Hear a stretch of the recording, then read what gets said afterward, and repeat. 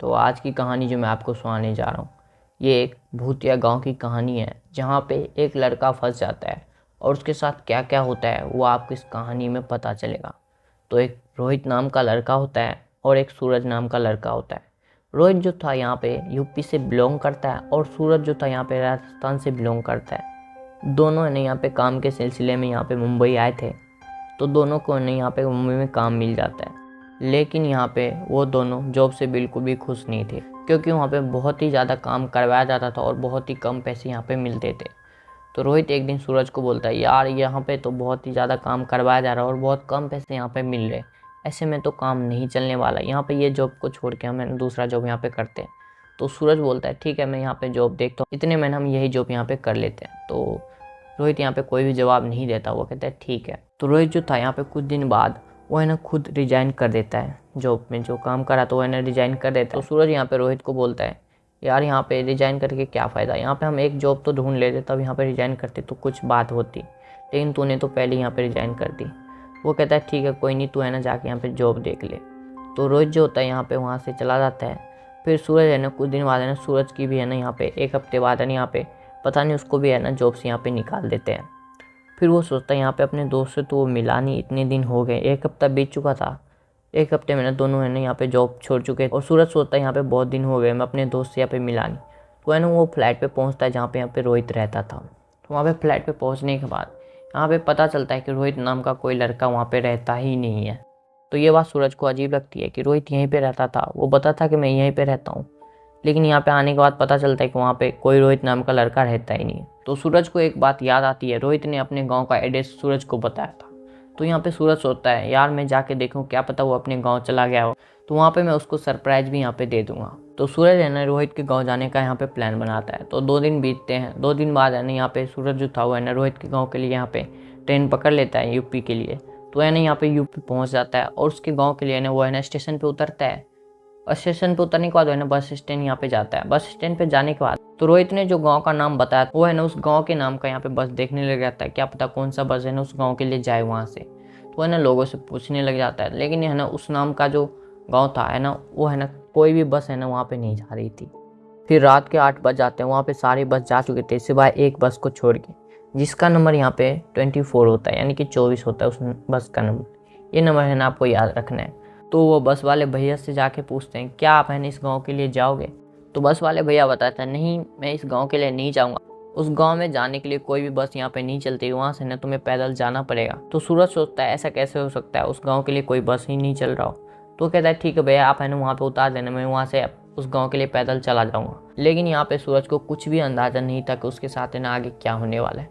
तो है ना उस बस में बैठ जाता है और यहाँ पे जाने लग जाता है। तो यहाँ पे रात के है ना 8-9 बजे ना वो पहुंचता है उस गांव में। वहाँ पे वो बस वाला जाता है और है ना उसको वहीं पे उतार देता है। वो कहता है यहाँ से ना 10 किलोमीटर है ना आपको दूर जाना पड़ेगा उस गांव के लिए, पैदल जाना पड़ेगा, क्योंकि कोई भी बस यहाँ पे नहीं चलती उस गांव के लिए। तो सूरज सोचता है इतनी रात हो गई है, मैं कैसे यहाँ पे 10 किलोमीटर पैदल जाऊँ। तो है ना एक दुकान वाले के पास जाता है, वहाँ पे एक दुकान लगा हुआ था, वहाँ पे जाके है ना ये बातें बताते हैं कि इस गांव के लिए मुझे जाना। तो ये बात सुनते ही वहाँ पे जो लोग बैठे थे वो है ना सूरज को अजीब से यहाँ पे देखने लग जाते हैं। वो बोलते हैं, भैया आप कहाँ से आए हो। तो सूरज बोलता है, रोहित नाम का एक मेरा दोस्त है जो है ना इसी गांव में रहता है, जो कि यहाँ से 10 किलोमीटर दूर गांव है, और मैं है ना उसी से मिलने के लिए यहाँ पे आया हूँ। वो बहुत दिनों से यहाँ पे मिल नहीं रहा था, इसलिए मैं उसके गांव आ गया हूँ, क्या पता वो है ना अपने गांव आ गया हो। तो वहाँ के जो लोग थे उसको ना वाकई में अजीब नज़र से यहाँ पे देख रहे, मानो है ना यहाँ पे अजीब बोल दिया सूरज ने। तो सूरज जो था यहाँ पे दुकान पे ही बैठ जाता है, फिर और बातें करने लग जाते हैं। वहाँ पे अंकल सब बैठे थे, वहाँ पे बातें करने लग जाते वापस में। फिर वो अंकल है ना आते हैं और कहते हैं बेटा चाय पी लो। तो वो है ना चाय बना के देते, वो है ना चाय पी लेता है। फिर सूरज सोचता है इतनी रात हो गई, मैं यहाँ पे कहाँ जाऊँ। तो वो है ना अंकल से यहाँ पे बात करते हैं। तो अंकल बताता है ठीक है आज रात है ना तुम मेरे घर यहाँ पे रुक जाना। तो यहाँ पे सूरज जो था वो सोचता है ठीक है यहाँ पे काफ़ी ज़्यादा रात हो गई है, तो यहाँ पे रहना ही बेहतर है। तो है ना वो रात है ना वहीं पे वो बिता दे। तो फिर यहाँ पे सुबह होते ही वो जो अंकल थे वो है ना उससे बातें करते हैं। वो एक चीज़ बताते हैं कि यहाँ पे जिस गांव के लिए तुम जा रहे हो वो गांव तुम्हें पता भी है क्या है उस गांव में। तो सूरज बताता है नहीं मुझे नहीं पता, बस इतना पता है कि वो मेरा दोस्त है ना इसी गांव में रहता है। तो यहाँ पे जो अंकल थे वो बताते ये गांव है ना जिस गांव में तुम जाने वाले हो वो गांव है ना पूरा का पूरा भूतिया गांव है, तुम्हें इसके बारे में पता है कुछ। तो सूरज बताता है नहीं मुझे बिल्कुल भी नहीं पता कि इस गाँव में क्या है। तो वहाँ पे जो अंकल थे वो बताते हैं ये पूरा का पूरा गांव यहाँ पे जला हुआ है जहाँ पे तुम जा रहे हो, और फिर भी तुम बोल रहे हो वहाँ पे तुम्हारा दोस्त रहता है। अगर तुम्हें यकीन नहीं हो रहा, तुम वाकई में वहाँ पे जाके यहाँ पे देख सकते हो वाकई में वहाँ पे तुम्हारा दोस्त है या नहीं। तो सूरज को ये बात अजीब लगती है कि ऐसा कैसे हो सकता है कि पूरा का पूरा गाँव यहाँ पे जल चुका है और वहाँ पे कोई भी नहीं रहता। तो सूरज सोचता है क्यों ना मैं यहाँ पे पुलिस की मदद लूँ और मैं अपने दोस्त के यहाँ पे मिसिंग रिपोर्ट यहाँ पे लिखवा दूँ कि कुछ दिन से मेरा दोस्त यहाँ पे मिल नहीं रहा। तो है ना पुलिस स्टेशन जाता है और यहाँ पे है ना दोस्त की मिसिंग रिपोर्ट यहाँ पे लिखवा देता है। तो यहाँ पे जो पुलिस थे वो है ना कहते हैं ठीक है, शाम के वक्त है ना मैं कांस्टेबल को भेज दूँगा, आप है ना कांस्टेबल के साथ यहाँ पे चले जाना अपने दोस्त को ढूंढने के लिए। तो सूरज बोलता है ठीक है, आप है ना यहाँ पे शाम को भेज देना।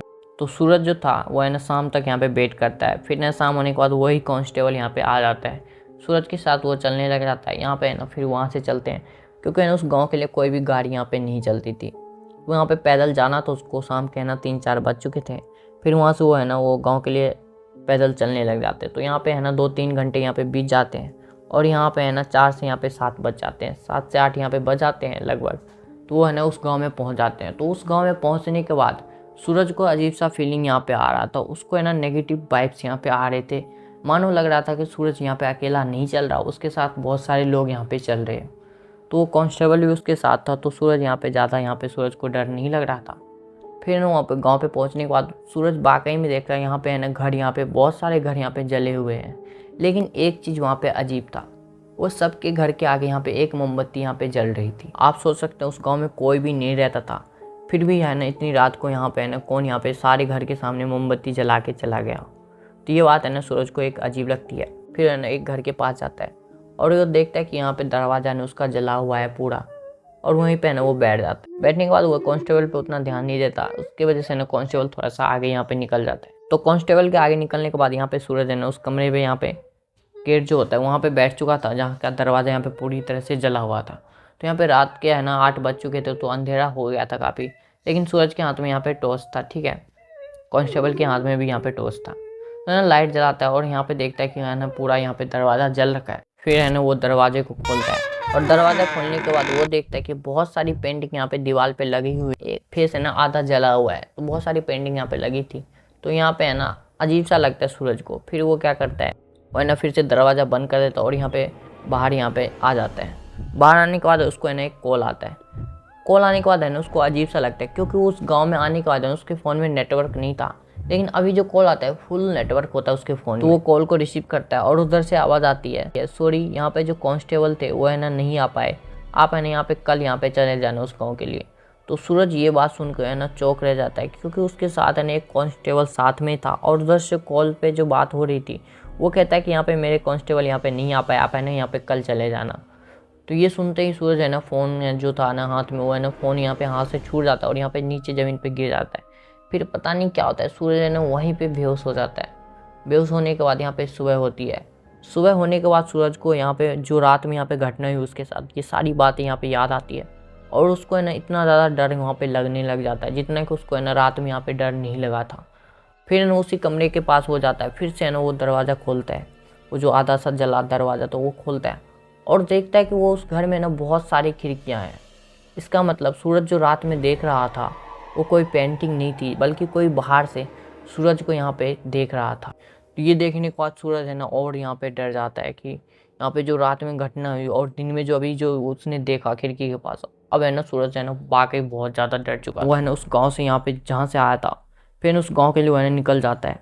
तो यहाँ पे है ना बहुत स्पीड में उस गाँव के लिए भागता हुआ ना मेन रोड पर यहाँ पे आ जाता है। फिर वहाँ से ना उसी गाँव में पहुँचता है जहाँ से ना उस गाँव के लिए वो गया था। तो वो अंकल के पास जाता है और वहाँ पे अंकल बताते हैं तुम्हें पता भी है उस गांव में यहाँ पे क्या हुआ था, और तुम जो वहाँ पे गए अब तुम्हें यकीन हो गया है कि वो गांव है वाकई में है ना भूतिया गांव है और पूरा का पूरा घर यहाँ पे जला हुआ है। तो सूरज बोलता है हाँ आप सही कह रहे हो, वो गांव है ना पूरा का पूरा यहाँ पे जला हुआ है, लेकिन मुझे ये नहीं पता था कि यहाँ पे वो गाँव भूतिया भी है।